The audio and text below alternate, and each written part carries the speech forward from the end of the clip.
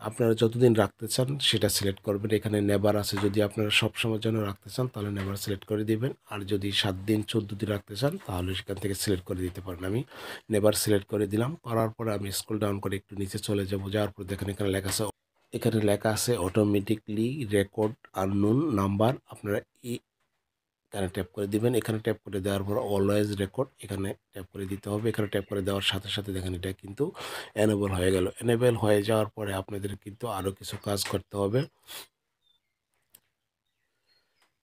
তারপর আপনাদের এখানে লেখা আছে অটোমেটিকলি রেকর্ড দিস নাম্বার, এখানে কিন্তু অফ দেখা যাচ্ছে। আপনারা এখানে ট্যাপ করে দিবেন। এখানে ট্যাপ করে দেওয়ার পরে নতুন আরেকটি ইন্টারফেস ওপেন হলো।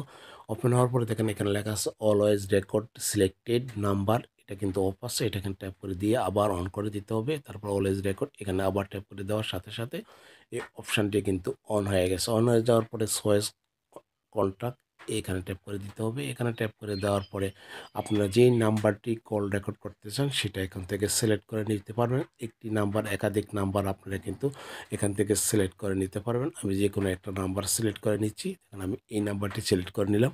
এখানে কিন্তু এই নাম্বারটি সিলেক্ট হয়ে গেল। যদি আপনারা একাধিক নাম্বার করতে চান তাহলে চয়েস কন্ট্যাক্ট এখানে ট্যাপ করে দিয়ে আবার অন্য কোনো নাম্বার আপনারা এখান থেকে সিলেক্ট করে নিতে পারবেন। দেখেন আমি এই নাম্বারটিও সিলেক্ট করে নিলাম। এখন থেকে আপনাদের মোবাইলে এই ২টি নাম্বারে যেই লোকেই কল দেক না সেটা অটোমেটিকলি রেকর্ড হয়ে যাবে। যদি আপনার সেটাকে ডিলিট করতে চান তাহলে আপনারা পরবর্তীতে আবার এখানে ব্যাকে চলে আসতে হবে। ব্যাকে এসে আপনারা কি করতে হবে, এটাকে ডিলিট করতে হবে। কিভাবে ডিলিট করবেন সেটা দেখাচ্ছি আপনাদেরকে। তার জন্য আপনাদেরকে কি করতে হবে, একটু ব্যাকে চলে আসলাম। ব্যাকে এসে আমি কি করব, কল রেকর্ডিং এখানে ট্যাপ করে দিলাম। কল রেকর্ডিং ট্যাপ করে দেওয়ার পরে দেখেন ডিলিট রেকর্ডিং নেভার, এখানে ডিলিট নেভারিং নেভার এখানে ট্যাপ করে দিয়ে আপনারা কি করবেন, এই 7 দিন রেখে দিলে 7 দিনের পরে অটোমেটিক ডিলিট হয়ে যাবে। অথবা ডিলিট অল রেকর্ডিং নাও এখানে ট্যাপ করে দিলেও সেটা ডিলিট হয়ে যাবে। তবে এখানে কিন্তু এটা ডিজেবল দেখাচ্ছে, কারণ এখনও কোনো রেকর্ডিং নেই। যখন রেকর্ডিং হবে তখন এটা কিন্তু এনেবল দেখাবে।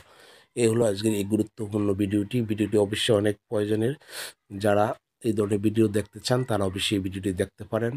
যদি ভিডিওটি সম্পূর্ণ দেখেন তাহলে আপনারা খুব সহজে আপনাদের হাতে থাকা স্মার্টফোনটিতে এই সেটিংটি করে নিতে পারবেন থার্ড পার্সন অ্যাপ্লিকেশন ছাড়া। ভিডিওটি ভালো লাগলে অবশ্যই আমার রিকোয়েস্ট থাকবে আমার ইউটিউব চ্যানেলটিকে সাবস্ক্রাইব করে রাখবেন। ভিডিওটি ফেসবুক পেজে দেখে থাকলে অবশ্যই ফেসবুক পেজটিকে ফলো দিয়ে রাখতে পারেন। ওকে, আল্লাহ হাফেজ, ভালো থাকবেন।